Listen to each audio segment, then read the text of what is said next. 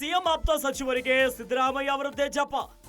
ಸಿದ್ದು ಶಿಷ್ಯರಿಂದ ದಿನಕ್ಕೊಂದು ಹೇಳಿಕೆ, ಕ್ಷಣಕ್ಕೊಂದು ಮಾತುಗಳು. ಒಬ್ಬರು ಸಿದ್ದರಾಮಯ್ಯ ನೇತೃತ್ವದಲ್ಲಿ ಚುನಾವಣೆ ಅಂತಾರೆ, ಮತ್ತೊಬ್ರು ಮುಂದಿನ ಅವಧಿಗೂ ಸಿದ್ದುನೇ ಸಿಎಂ ಅಂತಾರೆ, ಇನ್ನೊಬ್ರು ಸಿದ್ದುನೇ ಫಿಕ್ಸ್, ಬದಲಾವಣೆ ಇಲ್ಲ ಅಂತಿದ್ದಾರೆ. ದಿನೇ ದಿನೇ ಕಾಂಗ್ರೆಸ್ನಲ್ಲಿ ಸಿದ್ದರಾಮಯ್ಯ ಬಣ ಮೇಲುಗೈಯನ್ನ ಸಾಧಿಸುತ್ತಿದೆ. ಡಿಕೆಶಿ ವಿರುದ್ಧ ಸಿದ್ದರಾಮಯ್ಯ ಬಣದ ಡೇರಿಂಗ್ ಡೈಲಾಗ್ಸ್ಗಳೇ ಬಹಳ ಜೋರಾಗ್ಬಿಟ್ಟಿದೆ. ಹಾಗಾದ್ರೆ ಮುಂದಿನ ಅವಧಿಗೂ ಡಿಕೆಶಿ ಸಿಎಂ ಆಗಲ್ವಾ? ಸಿಎಂ ಸಿದ್ದರಾಮಯ್ಯ ಮುಂದೆ ಮತ್ತೆ ಸೋಲ್ತಾರಾ ಡಿಕೆಶಿ ಅನ್ನುವ ಪ್ರಶ್ನೆ ಕಾಡ್ತಾ ಇದೆ. ಕೈಮನೆಯಲ್ಲಿ ಬಹಳ ಕುತೂಹಲದ ಬೆಳವಣಿಗೆಗಳಾಗ್ತಿದೆ. ಒಂದು ಕಡೆಯಲ್ಲಿ ಸಿಎಂ ಸ್ಥಾನದ ಬದಲಾವಣೆಯ ವಿಚಾರ, ಕುರ್ಚಿ ಫೈಟ್ ಆಗ್ತಿದೆ. ಕೆಪಿಸಿಸಿ ಅಧ್ಯಕ್ಷ ಸ್ಥಾನದ ಬದಲಾವಣೆ ವಿಚಾರ ಸದ್ದು ಮಾಡ್ತಿದೆ. ಇದರ ಮುಂದುವರೆದ ಭಾಗ ಎನ್ನುವಂತೆ ಸಿದ್ದರಾಮಯ್ಯನವರ ಬಣದಲ್ಲಿ ಗುರುತಿಸಿಕೊಂಡಿರುವಂತಹ ನಾಯಕರು ಮತ್ತು ಡಿಸಿಎಂ ಡಿಕೆ ಶಿವಕುಮಾರ್ ಅವರ ಆಪ್ತ ವಲಯದಲ್ಲಿ ಗುರುತಿಸಿಕೊಂಡಿರುವಂತಹ ಕಾಂಗ್ರೆಸ್ಸಿನ ನಾಯಕರು ನೇರ ನೀನಾ ನಾನಾ ಅನ್ನುವಂತ ಮಟ್ಟಿಗೆ ಬಹಿರಂಗವಾಗಿ ಬಡಿದಾಡ್ಕೊಂತಿದ್ದಾರೆ.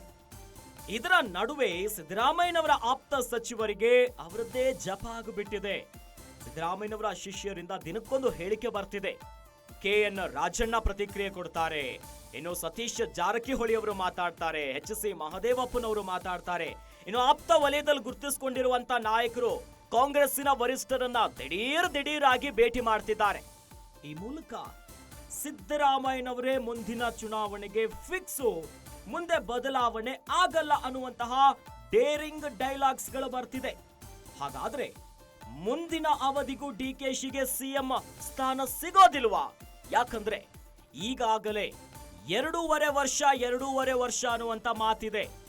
2.5 ವರ್ಷ ಸಿಎಂ ಸಿದ್ದರಾಮಯ್ಯನವರು ಅಧಿಕಾರವನ್ನ ನಿರ್ವಹಿಸ್ತಾರೆ. ಅದಾದ್ಮೇಲೆ ಸಿಎಂ ಗಾದಿಯನ್ನ ಡಿಕೆ ಶಿವಕುಮಾರ್ ಅವರು ಏರ್ತಾರೆ ಅನ್ನುವಂತ ವಿಚಾರ ಕೂಡ ದೊಡ್ಡ ಮಟ್ಟದ ಚರ್ಚೆ, ಇದೆಲ್ಲರಿಗೂ ಕೂಡ ತಿಳಿದಿರುವಂತ ವಿಚಾರ.